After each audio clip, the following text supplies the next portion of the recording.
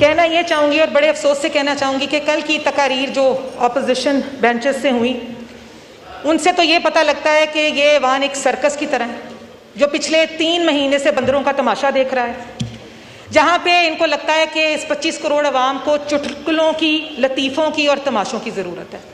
लेकिन ऐसा हरगिज़ नहीं है। हमारी एज अ गवर्नमेंट हम पे बहुत बड़ी जिम्मेदारी है।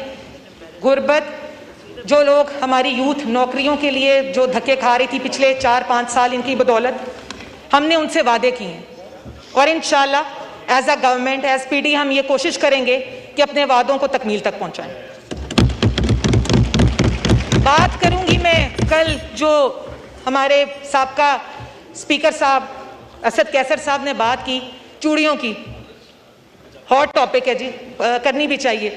और मैं भी कल बजट सैशन मुक्का ते चूड़ियां लैन चली गई, 3 साल पाइया नहीं सन, अपने लिए ली तो याद आया कि असद कैसर साहब के लिए भी ले लूं, तो उनके लिए भी मैं तोहफा लाई, क्योंकि ऐवान में दुपट्टे ओढ़े तो ये फिरते हैं, लेकिन इन्होंने कल चूड़ियां की तशबीह की औरत की कमजोरी के साथ। तो मुख्तसरन कहना चाहूंगी कि ये जो हाथ चूड़ियां पहनते हैं, बाय इलेक्शन डस्का का तो इनको याद होगा, और अपने जोरे बाजुओं पे जो इनका हशर करके अल्लाह के फजल के करम के साथ और डस्का की अवाम के वोट की ताकत के साथ मैं ये आई थी, इनके 14 तबक रोशन करके आई। इनकी तकरीरों से जो ये करते हैं फॉर्म 45 और 47 की, कभी लगता है कि गैरत शायद रूह अफ़ज़ा में घोल के पी गए हैं। इनको 2018 का इलेक्शन याद नहीं है, और डस्का का इलेक्शन जो इन्होंने बक्से चोरी किए वो भी एजाज अल्हम्दुलिल्लाह पीटीआई को हासिल है, हमें नहीं। एक खातून एमएनए हूं, तो आज तमाम वो खवातीन जो कि पाकिस्तान में अमली सियासत का हिस्सा रही हैं, वो मोहतरमा फातिमा जिन्ना हो, बेनज़ीर साहिबा हो, तलसूम बीबी हो, मरियम नवाज साहिबा हो, और तमाम ऐवानों में मौजूद खवातीन चाहे वो किसी भी पार्टी से हैं, मैं ये कहना चाहती हूं कि आप तमाम बहनें, आप तमाम खवातीन इस मुल्क के लिए बाइसे फख्र हैं। और मुझे भी खुशी होती है कि मैं भी जेंडर डिस्क्रिमिनेशन के बावजूद इस ऐवान का हिस्सा हूं। अब बात करूंगी बजट 2024 की। समझ ये नहीं आती कि इन ना समझों ने, बेकलों ने बजट पढ़ा भी है कि नहीं। तकारीर करते हैं, उठते हैं, या तो सामने तमाशा लगा देते हैं या हमें गालियां देते हैं, लेकिन बजट स्पीच पे इनका कोई ना है तो सीरियसनेस थी, और ना ही सिवाय कहकों के इनकी तरफ से ऐसा कोई रद्द अमल आता है जिससे हमें भी लगे कि ये पाकिस्तान की अवाम की भलाई चाहते हैं। 9 मई के वाक़े के बाद भी इन्होंने होश के नाखून नहीं लिए। इनको तकलीफ किस चीज़ की है कि पंजाब तरक्की कर रहा है, पाकिस्तान तरक्की कर रहा है। इन्होंने तो पाकिस्तान को एक तबाही के दहलीज पे लाके छोड़ दिया था, तो अब तकलीफ क्या होती है कि पाकिस्तान क्या खुशहाली की सिमत में दोबारा चल पड़ा है। बजट 2024 वज़ीर आज़म मियां मोहम्मद शहबाज शरीफ, फाइनेंस मिनिस्टर, स्टेट मिनिस्टर, इन सबको मुबारकबाद दूंगी, क्योंकि इंतहाई मुश्किल हालात में पाकिस्तान है और आज के जो महदूद वसाइल है उसमें से भी इन्होंने बेहतरीन बजट पाकिस्तान के लिए पेश किया। 70 साल हो गए ये मुल्क कर्जे ले रहा है, IMF से वादा खिलाफी इन्होंने की, भुगत हम रहे हैं, भुगत पाकिस्तान रहा है, और पाकिस्तान की जनरेशन्स जो हैं अब वो भुगतने के करीब होती अगर ये हुकूमत इनसे ना ले ली जाती। कायद मियां मोहम्मद शहबाज शरीफ ने मुश्किल वक्त में सियासत को जो बेहतर सियासत को कुर्बान करके इस मुल्क को दिवालिया होने से बचाया। अगर अब एतमाद बहाल हम नहीं कर पाते हैं इंटरनेशनल मार्केट पे, तो इनको भी पता है, कोई इस हकीकत से बाखबर नहीं है कि मुल्क के माशी हालात क्या हैं। इस माशी इस्तेकाम के लिए हमें मिलकर काम करने की ज़रूरत थी, लेकिन इन्होंने कसम खाई है कि ना खेडांगे ना खेडन देंगे, लेकिन ये देखेंगे और इंशाल्लाह यहीं बैठे इस चीज़ की ये मिसालें देते फिरेंगे कि मियां मोहम्मद नवाज शरीफ और उनकी टीम ने पाकिस्तान को तमाम बुहरानों से निकाल लिया।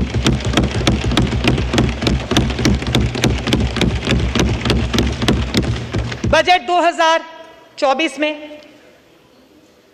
खवातीन के लिए बिस्त में कामयाब और रिकॉर्ड जो है वो इस्तफा फंडिंग की गई है। महदूद वसाइल में डेवलपमेंट को शहबाज साहब ने जो फंड दिया है हम उसके भी उनकी तारीफ करते हैं।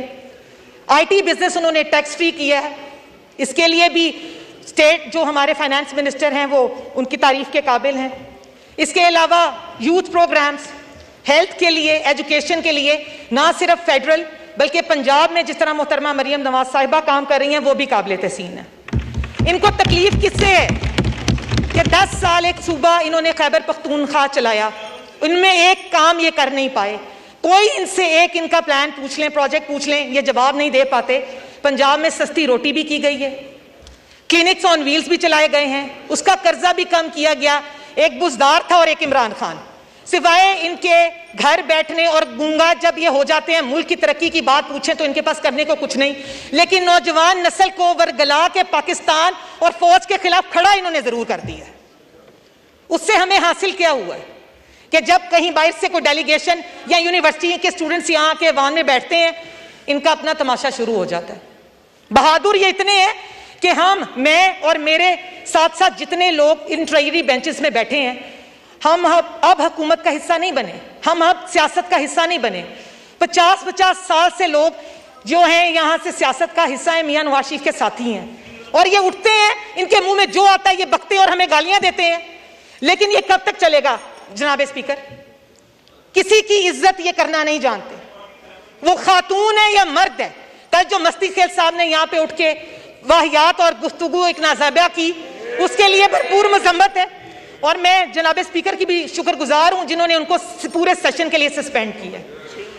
अब बात यह है जनाब स्पीकर कि हमें सिर्फ इस मुल्क का सोचना है, इस 25 करोड़ अवाम का सोचना है, इसमें रहने वाले उन गुरबा का सोचना है, उन खवातीन का सोचना है, उन माजूरों का सोचना है जो कि हमसे उम्मीदें लगाए बैठे हैं।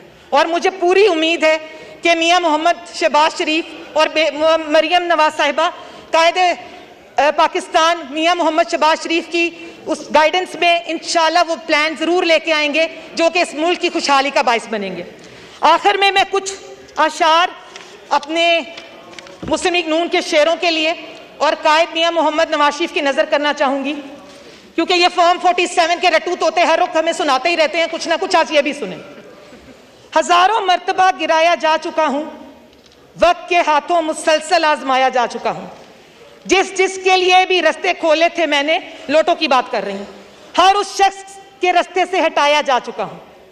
और आलम कुछ यूं हुआ मेरे फना होके फिर से उठने का, ये मैं अपनी पार्टी से चाहूंगी जरा सुन लें गौर से आप भी। और आलम कुछ यूं हुआ मेरे फना होके फिर से उठने का, के बाद हर सिकंदर के लाया जा चुका हूं।